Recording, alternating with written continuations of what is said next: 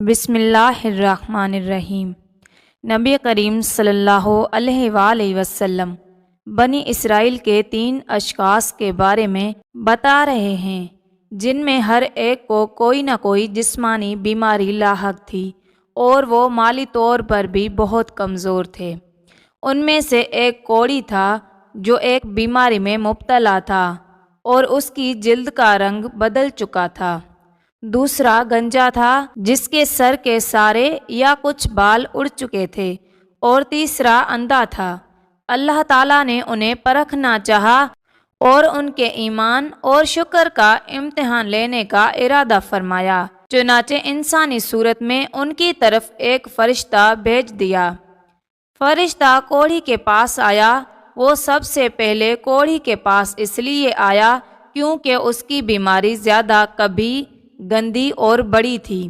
فرشتے نے اس کوڑی سے پوچھا کہ اسے کون سی شے زیادہ پسند ہے۔ اس نے جواب دیا کہ اچھی رنگت اور خوبصورت جلد، اور یہ کہ میری یہ بیماری جاتی رہے جس کی وجہ سے لوگ مجھ سے دور رہتے ہیں۔ اس نے صرف اچھے رنگ پر ہی اکتفا نہیں کیا کیونکہ کوڑھ زدہ جلد سکڑ کر اینٹ جاتی ہے اور اس میں کھردراپن آ جاتا ہے، جس سے اس بیماری میں مبتلا شخص کی بدصورتی اور عیب میں اضافہ ہو جاتا ہے۔ فرشتے نے پوچھا تمہیں کون سا مال زیادہ پسند ہے؟ اس نے جواب دیا اونٹ، یا پھر اس نے کہا کہ گائے۔ اس میں راوی کو شک ہے کہ آیا اس نے اونٹ سنا تھا یا گائے؟ یہ اونٹ ہی ہوگا کیونکہ اپنے اس قول میں اس نے صرف اونٹنی کا ہی ذکر کیا ہے۔ اس سے ایک ایسی حاملہ اونٹنی دے دی گئی جس کے حمل کو 10 ماہ ہو چکے تھے۔ اونٹوں میں اس قسم کی اونٹنی سب سے قیمتی ہوتی ہے۔ پھر فرشتے نے دعا کی کہ اللہ تمہارے لیے اس میں برکت دے۔ فرشتے کی دعا قبول ہوئی، جیسا کہ بقیہ حدیث میں ہے۔ آپ صلی اللہ علیہ وآلہ وسلم نے فرمایا کہ پھر فرشتہ گنجے کے پاس آیا اور پوچھا تمہیں کون سی شے سب سے زیادہ پسند ہے؟ اس نے جواب دیا اچھے بال، اور یہ کہ میرا یہ گنجا پن دور ہو جائے جس کی وجہ سے لوگ مجھے ناپسند کرتے ہیں۔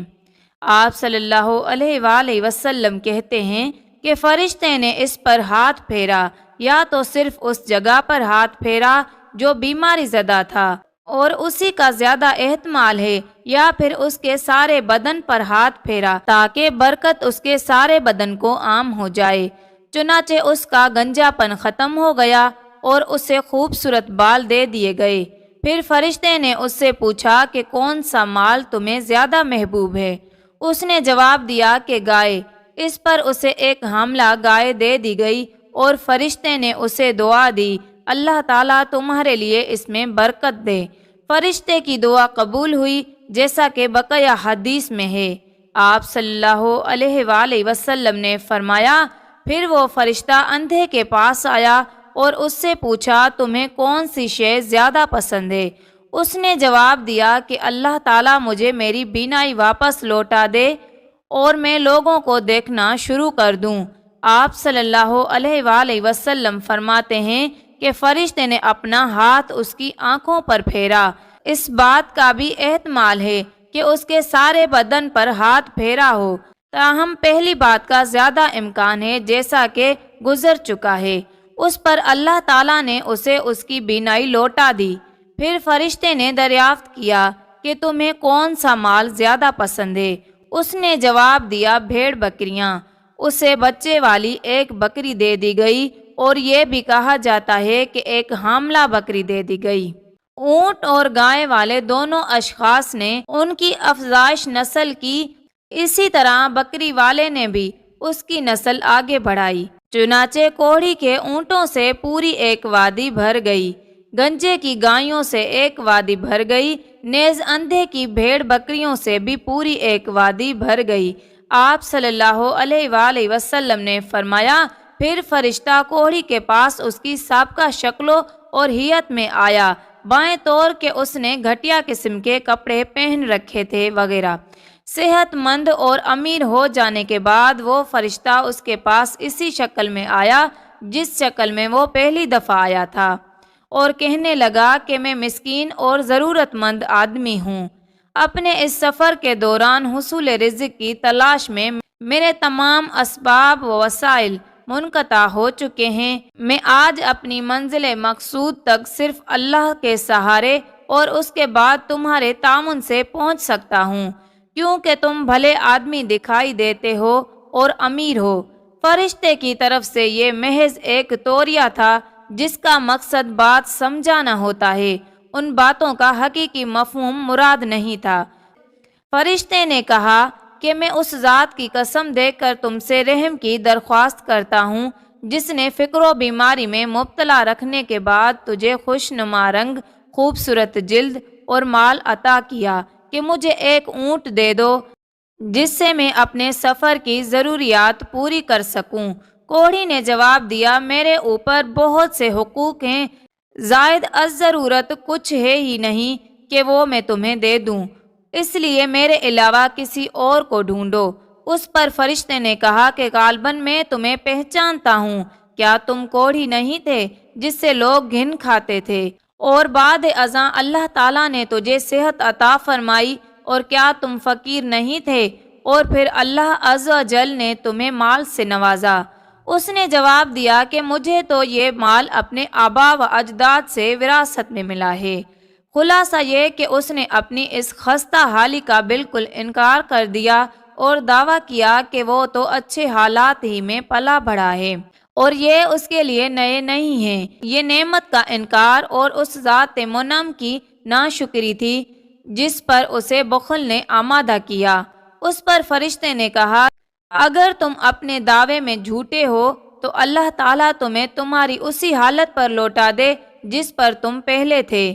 آپ صلی اللہ علیہ وآلہ وسلم نے فرمایا کہ پھر فرشتہ گنجے کے پاس اس کی اس شکل وحیت میں آیا جس سے لوگ نفرت کھاتے تھے اور اس کی خستہ حالی کی وجہ سے اسے حقارت کی نظر سے دیکھتے تھے، باوجود اس کے کہ وہ اس کے پاس وہ اسی شکل وحیت میں آیا تھا جس پر وہ پہلی دفعہ آیا تھا، اور جب اس کو صحت اور مال و دولت ملا تھا لیکن وہ اسے پہچاننے سے انکار کر بیٹھا، اس سے انجان بن گیا اور یہ کہہ کر اس پر اظہار فخر بھی کیا کہ اسے تو یہ مال اس کے باپ کی طرف سے ملا ہے۔ اس نے اپنے جھوٹ کے ساتھ بہت سی دیگر باتوں کو بھی ملا لیا جس سے معلوم ہوتا ہے کہ وہ گھٹیا پن اور حماقت میں ایسی انتہا کو پہنچ چکا تھا جہاں تک کوئی دوسرا نہیں پہنچا تھا۔ فرشتے نے اس سے بھی وہی کچھ کہا جو کوڑھی سے کہا تھا اور گنجے نے اسے وہی جواب دیا جو کوڑھی نے دیا تھا۔ اس پر فرشتے نے کہا کہ اگر تم جھوٹے ہو تو اللہ تعالیٰ تمہیں پھر سے گنجا اور فقیر کر دے۔ آپ صلی اللہ علیہ وآلہ وسلم نے فرمایا کہ پھر وہ فرشتہ ایک اندھے آدمی کا روپ دھار کر پہلی والی ہیئت میں اس اندھے کے پاس آیا اور کہنے لگا، میں ایک مسکین اور مسافر آدمی ہوں، دوران سفر میرے تمام وسائل منقطع ہو چکے ہیں اور اب اللہ کے بعد تمہارے ہی ذریعے میں اپنی منزل مقصود تک پہنچ سکتا ہوں۔ میں اس ذات کا واسطہ دے کر تم سے ایک بکری مانگتا ہوں جس نے تمہیں تمہاری بینائی لوٹائی تاکہ اس سے میں اپنی ضروریات سفر پوری کر سکوں۔ اس آدمی نے اپنے اوپر ہونے والی اللہ کی نعمت اور بدحالی کے بعد ملنے والی اپنی خوشحالی کو یاد کرتے ہوئے کہا کہ میں اندھا تھا، پھر اللہ تعالیٰ نے میری بینائی واپس لوٹا دی۔ تم جتنا مال چاہو لے لو اور جتنا چاہو چھوڑ دو، اللہ کی قسم آج تم جو کچھ بھی لوگے اس کے سلسلے میں تجھے بالکل بھی تنگ نہیں کروں گا۔ فرشتے نے کہا کہ اپنا مال اپنے پاس رکھو، تم لوگوں کو پرکھا گیا تھا اور اللہ تعالیٰ نے جو تمام امور سے باخبر ہے تمہارا امتحان لیا تھا تاکہ تمہارے عمل پر اس کا اثر مرتب ہو سکے، کیونکہ عمل کی جزا اسی شے پر مرتب ہوتی ہے جو عالم شہود میں ظہور پذیر ہو، نہ کہ اللہ کی پیشگی علم پر۔ اللہ تعالیٰ تجھ سے راضی ہوا اور تیرے دونوں ساتھیوں یعنی کوڑھی اور گنجے سے ناراض۔ ناظرین، یہ تھی ہماری آج کی ویڈیو، امید کرتی ہوں پسند آئے گی۔ جزاک اللہ۔